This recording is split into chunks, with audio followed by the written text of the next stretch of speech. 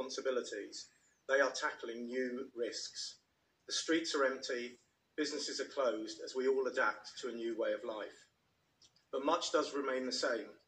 Officers are still out in their communities, fighting crime, protecting victims, and tackling antisocial behaviour. Of course, enforcing this is not the only thing the police have to do. Even now, lockdown has changed everything, including crime. And today we heard that the number of offences reported to police has fallen by 21% compared to the same time last year. But there's now a big worry that crime has moved into our homes. It's a prison without the luxuries of prison.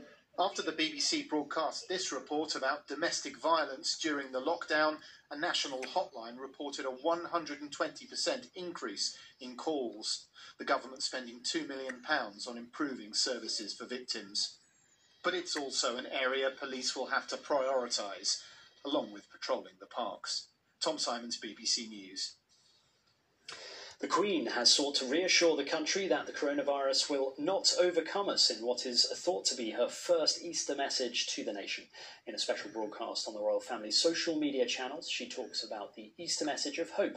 Our royal correspondent Nicholas Witchell reports. This is believed to be the first time the Queen has delivered an Easter message.